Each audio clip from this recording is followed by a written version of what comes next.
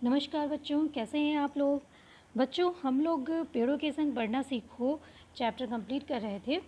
तो उस चैप्टर को आज हम फिनिश करेंगे। उस चैप्टर की सिर्फ व्याख्या फिनिश करेंगे, अभी तो उसके अभ्यास बाकी ही रहेंगे। ठीक है, धीरे धीरे हम लोग अभ्यास भी करेंगे और समझते हुए चलेंगे। तो आज का जो पैरा है उसको ध्यान से पढ़िए। ये भी मुश्किल नहीं है, लेकिन पर्यावरण के संरक्षण से संबंधित भावनाओं को सर विश्वदयाल सक्सेना जी ने उकेर दिया है। बहुत ही अच्छी ये कविता है और आप इसको पढ़ना शुरू करते हैं। चलिए।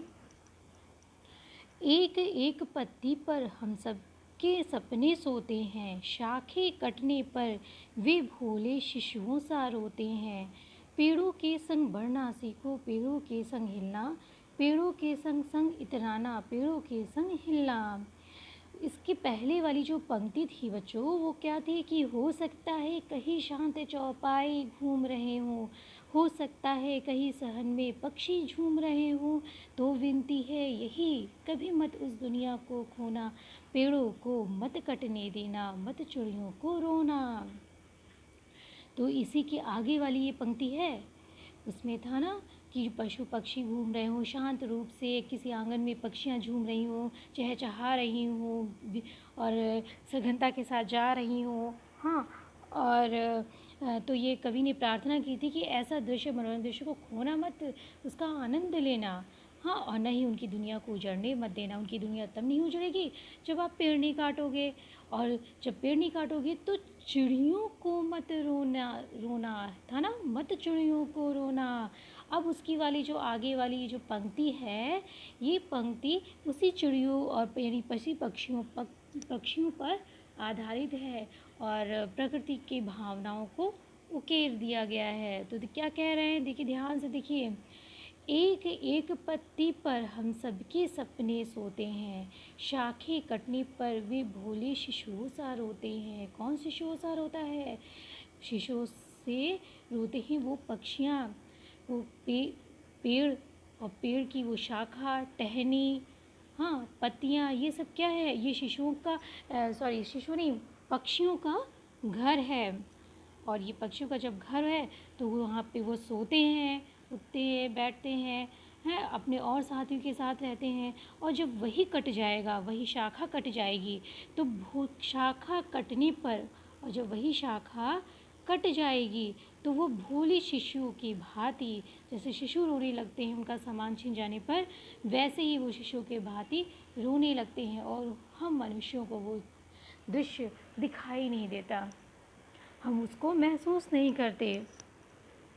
पेड़ों के संग बढ़ना सीखो, पेड़ों के संग हिलना। कवि आगे कहते हैं कि पेड़ों के संग बढ़ना सीखो, कि इनकी भावनाओं को, कहते हैं इनकी भावनाओं को, पक्षियों की भावनाओं को समझो और पेड़ के संग बढ़ना सीखो, उनके संग दोस्ती करो, उनके संग जो है खेलो, यानी खेलो, इतराओ। हाँ, इसका तात्पर्य ये है कि पेड़ों को मत काटो, और पेड़ पे आप झूले लगाओगे तो पेड़ों के साथ खेलोगे ही है, पेड़ों को पानी दोगे, उनको सींचोगे, तो क्या है, वो उनके साथ दोस्ती है। हाँ, तो इस तरह से ये आपकी जो है ये व्याख्या पूरी हुई है। लेकिन इस व्याख्या को सिर्फ ऐसे कह देने मात्र से आप, मुझे लगता है आप समझ नहीं पाएंगे, इस वजह से मैंने उसको लिख दिया है ताकि आप बेहतर रूप से आप समझ सकें। लेकिन कोशिश करिएगा बच्चों कि ज़्यादा से ज़्यादा खुद से आप अपनी व्याख्या करने की कोशिश करिए। ठीक है, पढ़िए, जैसे मैं बोलती हूँ वैसे ही आप भी खुद करने की कोशिश करिए। ठीक है, चलिए देखते हैं आगे क्या है।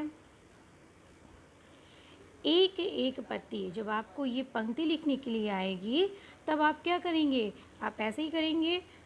हाँ, एक एक पत्ती, पहला शब्द, उस पंक्ति का पहला शब्द लिखिए, मतलब एक दो शब्द लिख लीजिए, फिर उसके अंतिम वाला, ठीक, डैश डैश डैश या डॉट डॉट डॉट और अंतिम वाले शब्द, और संदर्भ आपको पहले वाला ही है, आप पूर्ववत नहीं लिख देंगे, आप पूरा लिखेंगे। पूर्ववत तो मैंने इसलिए लिख दिया है क्योंकि वो पहले जो हमने बताई थी आपको कि प्रस्तुत पद्यांश हमारी पाठ्य पुस्तक मंजरी के पेड़ों के संग बढ़ना सीखो शीर्षक से उद्धृत किया गया है। इसके रचयिता कौन है? श्री सर्वेश्वर दयाल सक्सेना जी हैं। ये आपका संदर्भ है, ठीक है। और ये इस वजह से हमने कह दिया है पूर्वत। पूर्वत का मतलब होता है पहले के रूप में, पहले वाला। अब प्रसंग देखिए। प्रसंग तो हमने आपको बताया है कि प्रसंग उस पंक्ति का निचोड़ होता है, उस पंक्ति में स्पेशल रूप से कहा क्या जा रहा है।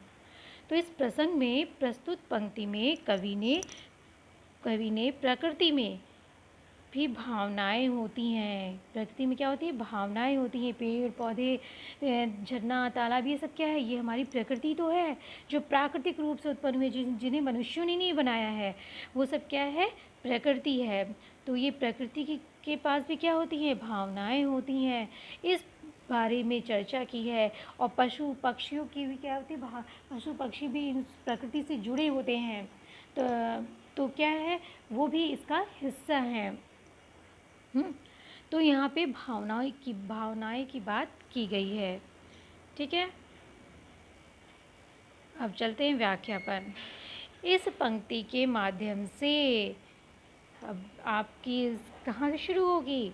ऐसे ही तो शुरू होगी कि इस पंक्ति के माध्यम से कवि यह कहना चाहते हैं कि एक लाइन तो आपको लिखनी ही पड़ेगी। पेड़ उसकी टहनियाँ, शाखाएं एवं पत्तियाँ पक्षियों के घर का आधार होती हैं। ये तो मेरे वाक्य हैं, आप अपने अच्छे वाक्य भी पिरो सकते हैं समझ करके। घर जहाँ वह सोते हैं, सपने देखते हैं। मनुष्य जब अपने स्वार्थ के लिए पेड़ की शाखाओं को काट देते हैं, तो वही पक्षी शिशु की भांति रोते हैं। कवि कहते हैं कि सिर्फ पक्षियों की भावनाओं को देखकर ही नहीं, पर्यावरण को सुरक्षित करने के लिए, प्रदूषण से बचाने के लिए हमें पेड़ लगाना चाहिए। सभी मनुष्यों को पेड़ से दोस्ती करनी चाहिए। दोस्ती से तात्पर्य यह है कि पेड़ हम लगाएंगे तो क्या उसको ऐसे थोड़ी छोड़ देंगे, उसमें पानी डालेंगे, उसकी रक्षा करेंगे, हाँ, और उसकी देखभाल करेंगे, उनके साथ खेलना इतराना चाहिए। फिर पेड़ बहुत बड़े बड़े हो जाएंगे, झूले लगाएंगे, उसी में खेलेंगे, उसके नीचे हम छाया लेंगे, तो ये क्या है? तो उसी के नीचे खेलेंगे भी। तो ये सब क्या है? पेड़ों के साथ दोस्ती करना, खेलना और इतराना है, ठीक है। मुझे उम्मीद है कि आपको ये व्याख्या समझ में आई होगी। चलिए अब नेक्स्ट चलते हैं। नेक्स्ट पंक्ति है आपकी, बच्चे और पेड़ दुनिया को हरा भरा रखते हैं, नहीं समझते जो वे दुष्कर्मों का फल चखते हैं। आज सभ्यता वहशी बन पेड़ों को काट रही है, जहर फेफड़ों में भर इंसानों को बांट रही है। बहुत ही बड़ी बात कह दी है सर्वेश्वर दयाल सक्सेना जी ने। ये पूरा निचोड़ है, इस पूरी कविता का ये निचोड़ है, ये लास्ट पंक्ति, कि यदि हम पर्यावरण को संरक्षित नहीं रखेंगे तो हमारे साथ क्या होगा। हाँ, हम किन किन दुष्कर्मों का परिणाम, अपने इस कर्मों का परिणाम भुगत सकते हैं, वो सारी बातों को संक्षेप रूप में ही सर्वेश्वर दयाल सक्सेना जी ने लिख दिया है। कहा है कि बच्चे और पेड़ दुनिया को हरा भरा रखते हैं। बच्चे और पेड़। अब बच्चे क्या होते हैं? परिवार की हरियाली किसके साथ होती है? परिवार की खुशियाँ जो होती हैं वो किस में समाहित रहती हैं? किसके आने पर होती हैं? बच्चों के। बच्चों से ही परिवार हरा भरा रहता है। वैसे ही हमारी जो प्रकृति है, हमारी जो दुनिया है, वो कैसे खुशहाल रहती है, कैसे हरी भरी रहती है? पेड़ों से, प्रकृति से। यदि हमारे पेड़ हरे भरे रहेंगे तो हमारी दुनिया भी हरी भरी रहेगी। और इस बात में पूरी सच्चाई है। यदि हरे भरे पेड़ होंगे, हमें ऑक्सीजन मिलेगी, तो और सारे लोग ऑक्सीजन यदि प्राप्त करेंगे, हाँ, ज़्यादा मात्रा में ऑक्सीजन होगी, कार्बन डाइऑक्साइड की मात्रा कम होगी, तो कोई लगभग व्यक्ति बीमार नहीं पड़ेंगे, तो खुशहाली तो आएगी ही आएगी। हाँ, नहीं समझते जो वे दुष्कर्मों का फल चखते हैं। और जो इस बात को नहीं समझते हैं कि बच्चे और पेड़ यानी प्रकृति ही दुनिया होती है, वही दुनिया को हरा भरा रखती है, संसार को हरा भरा रखती है, यदि जो इस बात को नहीं समझते हैं वे इस प्रकार के दुष्कर्मों का फल हमेशा चखते हैं। यदि वो नहीं समझेंगे तो विभिन्न प्रकार के दुष्कर्म करेंगे। दुष्कर्म का मतलब होता है बुरा कर्म, बुरा कर्म, पेड़ों को काटना, उनको बर्बाद करना। हाँ, और क्या बोलते हैं कि यदि पेड़ लगाए हैं तो उसमें पानी न देना, उनकी रक्षा न करना, तो क्या है, ये सब बुरे कर्म हैं। तो यदि हम ऐसा बुरा कर्म करेंगे तो फल तो अवश्य मिलेगा, फल चखते हैं। आज सभ्यता वहशी बन, आज सभ्यता वहशी बन। वहशी मतलब होता है निर्दयी, वहशी का मतलब होता है निर्दयी, बर्बर। सब आज सभ्यता, सभ्यता मतलब संस्कार, हमारे मनुष्यों के संस्कार, वहशी यानी बर्बर, निर्दयी बन करके पेड़ों को काट रही है, जहर फेफड़ों में भर इंसानों को बांट रही है। हाँ, इंसान तो बढ़ ही रहा है। क्यों? क्योंकि जब पेड़ कट रहे हैं, जब पेड़ कट रहे हैं तो क्या हो रहा है, कार्बन डाइऑक्साइड की मात्रा ज़्यादा हो रही है। हमारे अंदर से कार्बन डाइऑक्साइड निकलती है और पेड़ हमें जो ऑक्सीजन देते हैं। तो जब ऑक्सीजन हमारे शरीर में जाती है तभी तो हम जिंदा रहते हैं। अब पेड़ कट जाएंगे तो हमारे अंदर से तो कार्बन डाइऑक्साइड निकलेगी ही निकलेगी और ऑक्सीजन हमें मिलेगी नहीं। तो वातावरण में ऑक्सीजन की मात्रा कम हो जाएगी और कार्बन डाइऑक्साइड की मात्रा ज़्यादा हो जाएगी ना, जो प्रदूषण फैलाती है। तो फिर पेड़ तो इसीलिए कह रहे हैं कि जहर फेफड़ों में, और वही फेफड़ों में भर जाएगा और इंसान कई बीमारियों का शिकार हो जाएगा। इंसानों को बांट रही है मतलब वो कई बीमारियों का शिकार हो जाएगा। हाँ, ये एक छोटी सी पंक्ति में तुलसीदास सक्सेना जी ने बहुत बड़ी बात कह डाली है। तो चलिए इसका संदर्भ, प्रसंग और व्याख्या देख लेते हैं, ठीक है, और लिखित रूप में देख लेते हैं। अभी तो अपनी व्याख्या मेरे मुंह से सुनी, अब हम लिखित रूप में देखते हैं। देखिए कैसे लिखेंगे अब हम इस पंक्ति को। पहली लाइन हो जाएगी बच्चे और पेड़, ठीक है, फिर उसके बाद डॉट डॉट बांट रही है, अंतिम वाले शब्द। आपके संदर्भ पूर्ववत ही रहेंगे जैसे आपने पहले बताया था आपको। और प्रसंग क्या है कि प्रस्तुत पंक्ति में कवि पर्यावरण के साथ हो रहे खिलवाड़ के बारे में बता रहे हैं। हाँ, पर्यावरण के साथ हम जो कर्म कर रहे हैं, खिलवाड़ कर रहे हैं, उस पर नुकसान पहुंचा रहे हैं, उसके बारे में कवि इस पंक्ति में बता रहे हैं, ठीक है। चलिए आगे बढ़ते हैं। व्याख्या तो क्या है कि बच्चे और पेड़ दुनिया को हरा भरा रखते हैं। तो पंक्ति में कवि यह कहना चाहते हैं कि ये तो हम कहेंगे ही कहेंगे, जिस प्रकार से घर की खुशियाँ, हरियाली उस घर के बच्चे से होती है, ठीक उसी प्रकार से दुनिया की खुशियाँ, हरियाली प्रकृति अर्थात पेड़ से होती है, पेड़ पौधों से होती है।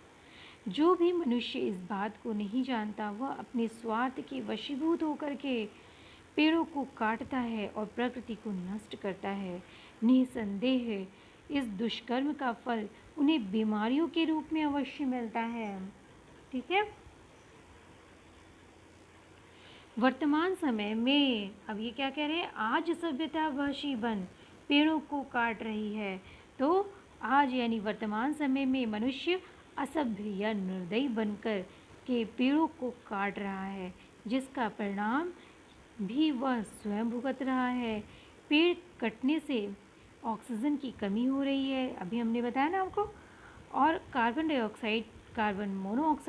मोनोऑक्साइड आपके गाड़ियों से निकलती है जो गैसें, जो धुएं, उसे हम कहते हैं कार्बन मोनोऑक्साइड इत्यादि जहरीली गैसों की अधिकता हो रही है, जिससे फेफड़ों को हानि पहुंचती है और विभिन्न प्रकार की बीमारियां हो रही हैं।